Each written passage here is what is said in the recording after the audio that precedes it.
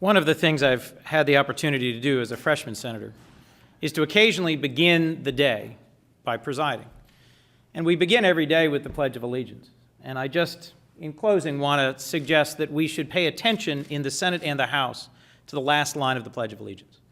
Because passing the Violence Against Women Act that came out of the Senate with a strong bipartisan vote on the part of the House is a part of making true the phrase liberty and justice for all.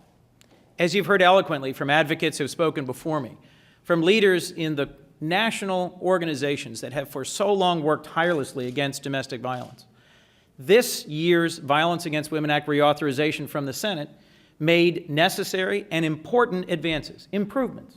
Why every 5 years does VAWA need to be reauthorized? Because every year, every month, law enforcement, advocates, victims learn about other ways in which the crime of domestic violence, which lives in the dark, continues to haunt our nation and needs to be pressed back by raising light, by creating better, stronger, more vibrant, victim-centered opportunities and resources for protection, for advocacy, for prosecution of perpetrators of violence, and for defense of those who would seek access to services.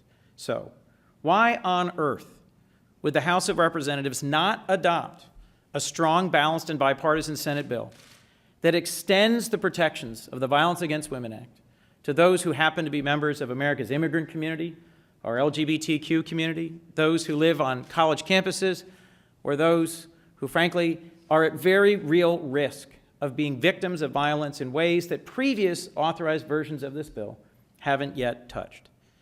It defies common sense, and it defies understanding. I hope it is not true, as Senator Boxer suggested at the outset, that in this case, it is merely a matter of playing for time, that it is merely a matter of laying out a delaying tactic that will force some sort of reconciliation, some sort of committee that will then have to negotiate a resolution to this bill. Because justice delayed is justice denied. And in the case of the very real and very strong advances in the Violence Against Women Act included in the Senate version, it merely continues what has been, since my predecessor, now Vice President Joe Biden, first helped lead the passage of VAWA, a strong, steady, and reliable march of progress. You heard from the National Organization of Women. You heard from the National Coalition Against Domestic Violence. There's also behind me Break the Cycle and YWCA represented in Delaware. Delaware's Coalition Against Domestic Violence pulled together a great half-day conference where we heard from advocates in corrections, in justice, in law enforcement, and in the advocacy community. All of them said, we need a stronger VAWA. We need a sustained and extended VAWA.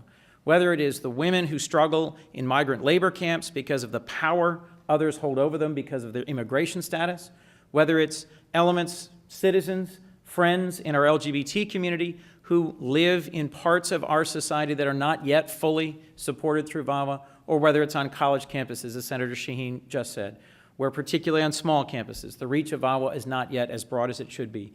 These strong and these real extensions of the reach of VAWA to those three areas and to our Native American community are important, they're vital, and they should be adopted now. Justice delayed is justice denied.